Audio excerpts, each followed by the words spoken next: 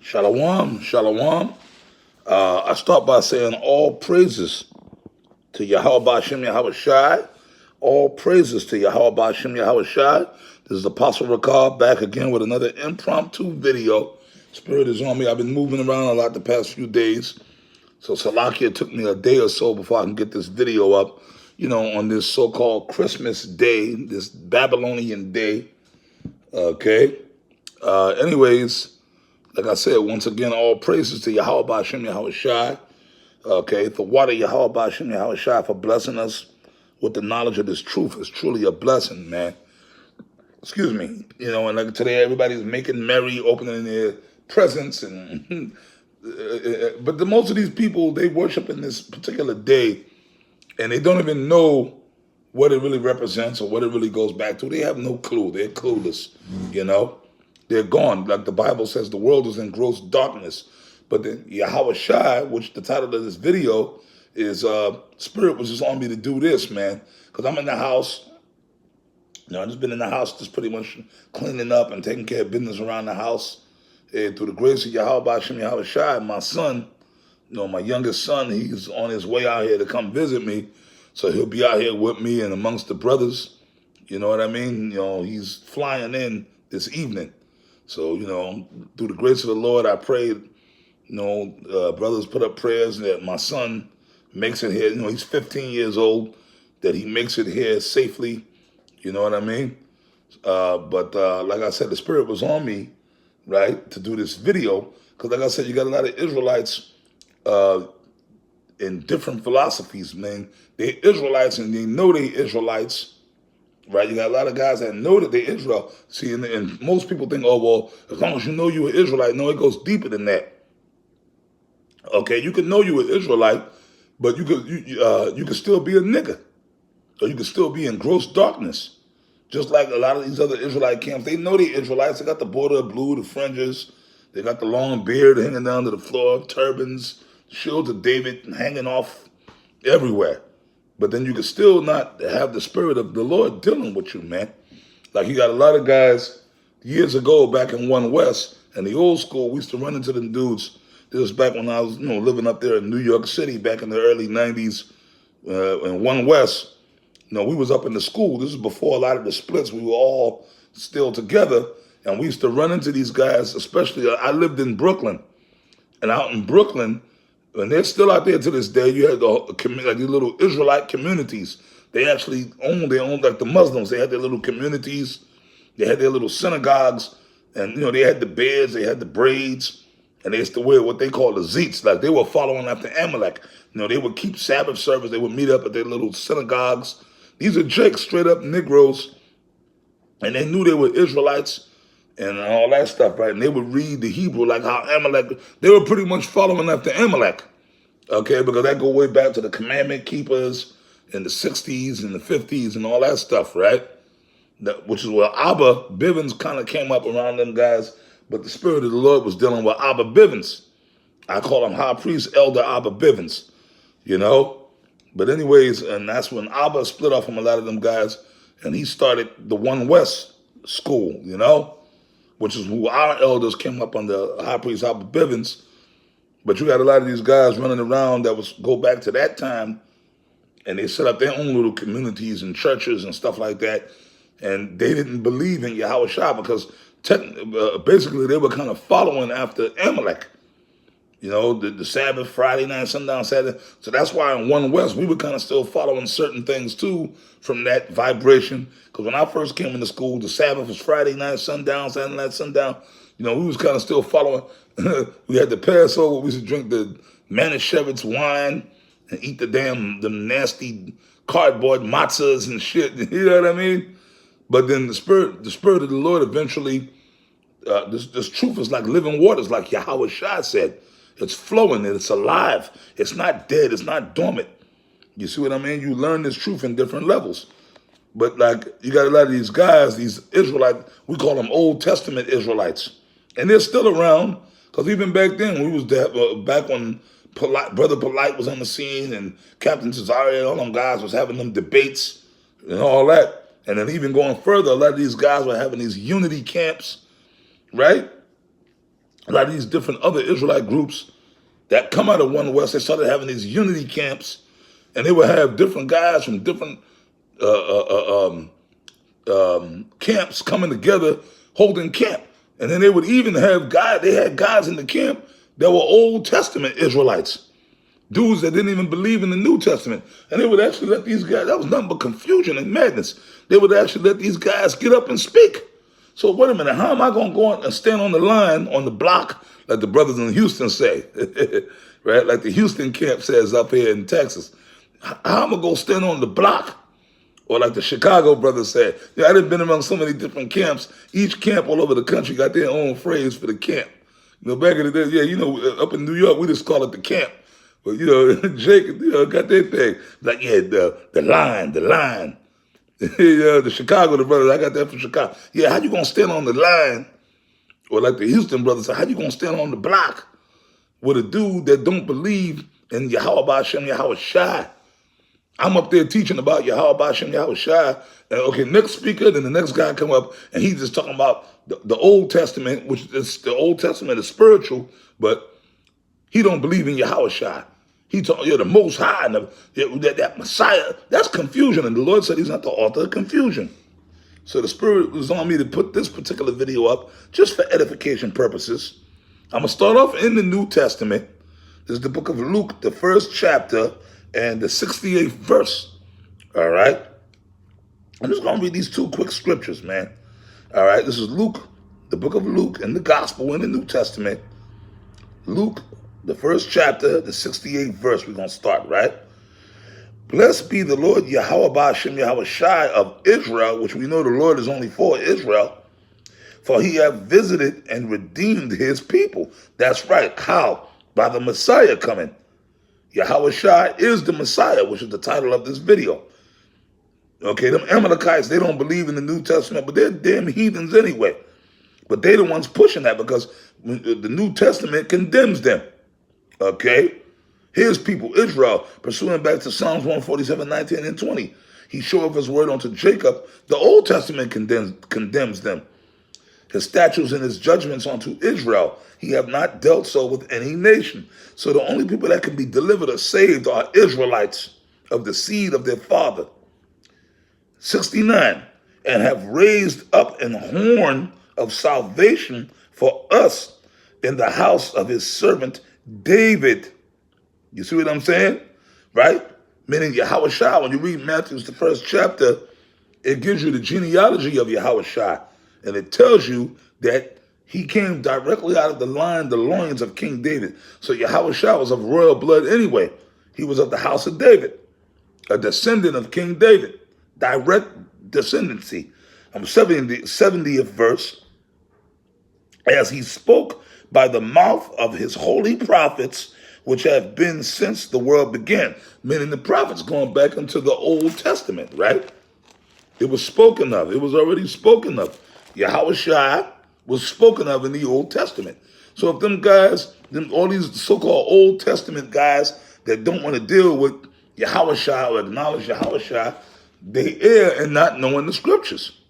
Okay? Now I'm going to jump back to the Old Testament and prove the point. Isaiah 53, okay, and 1, right? This is Isaiah 53 and 1, okay? Who have believed our report, and to whom is the arm of the Lord Yahweh Hashem Yahweh Shai revealed? When you go to Amos 3 and 7, it says what? Surely the Lord Yahweh Hashem Yahweh Shai will do nothing, but he revealeth his secret unto his servants, the prophets, the elect, which are the prophets, okay? We're going to read on. For he shall grow up before him a tender plant, and as a root out of a dry ground, right? That's talking about Yahweh Shai. He grew up, right, as a tender plant, meaning humble, a root out of a dry ground, right?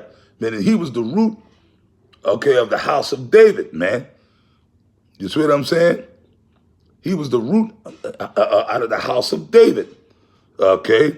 And as a root out of a dry ground, he have no form nor comeliness, and when we shall see him, there is no beauty that we should desire in him. And that's talking about something else. So that's talking about when it's going to come a day in the kingdom where Yahweh Shai is going to come before us after Esau's destroyed, after this kingdom's destroyed, when they whooped him and they beat him and they stuck him on the cross, he's going to appear before us in that body. And when we see Yahushua in that body, okay, he was tore up, he was jacked up. And we're going to lament, we're going to mourn, all of us, because he took on all of our burdens, the burdens of the whole nation of Israel and his sufferings, man.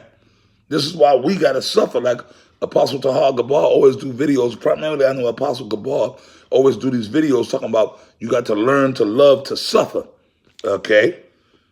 So when Yahushua comes before us in the kingdom, in that body, just so we can know what he had to win, what he had to take on for our sakes, man.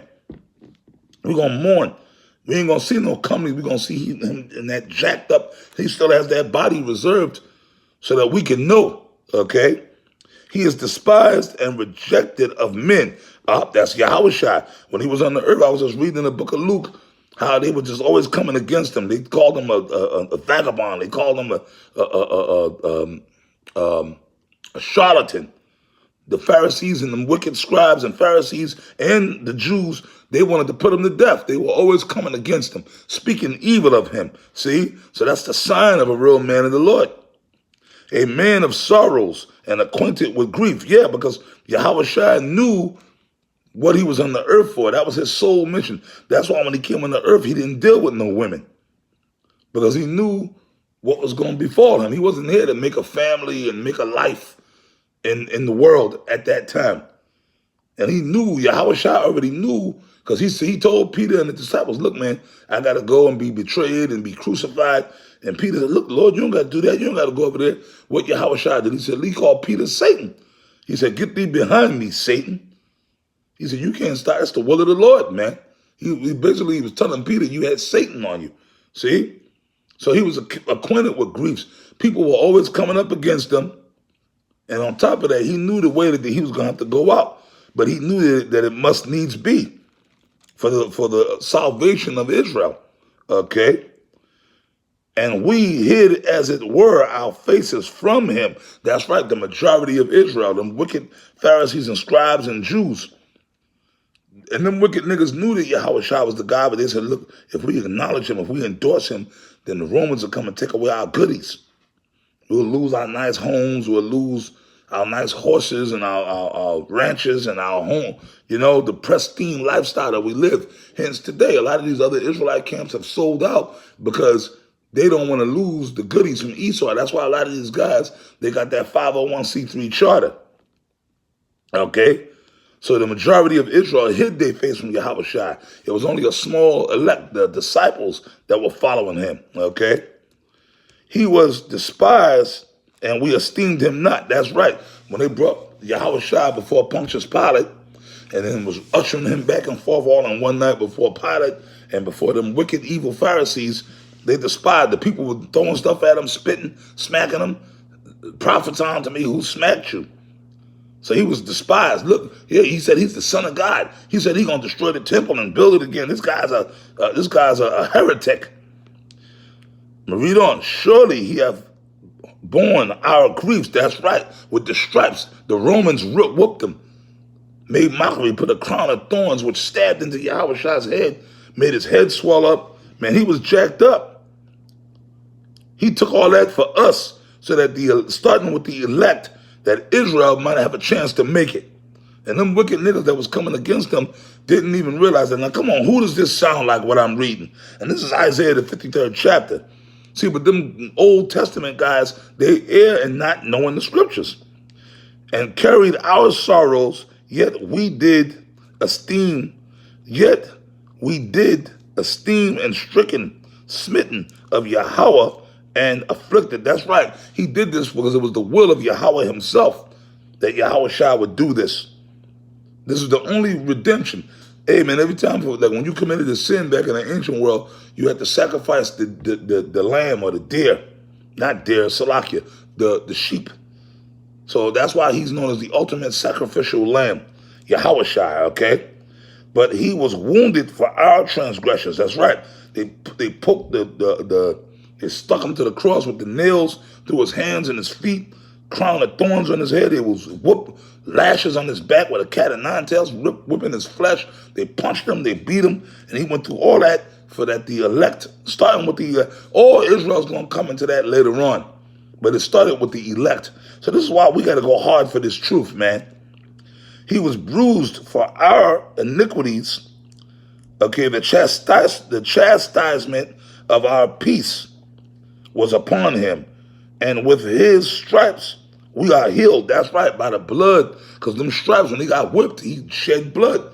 So the blood, we are saved and redeemed by the blood of Yahushua.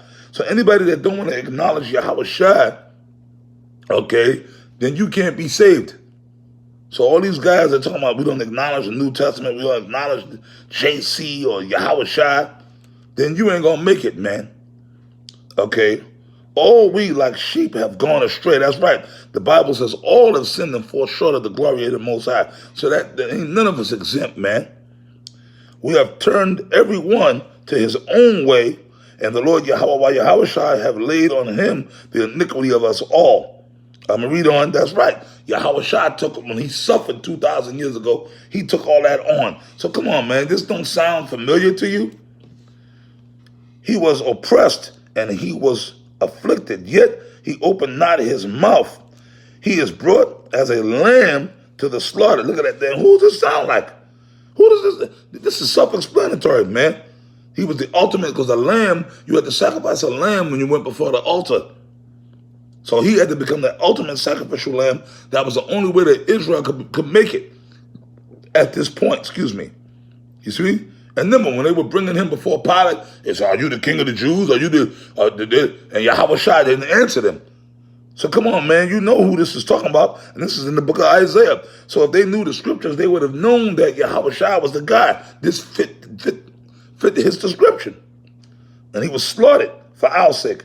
And as a sheep before the shearers of dumb, so he opened not his mouth. That's right. And it told you when Pilate asked him, are you the king of the Jews? Did you not say? Yahushua didn't answer him.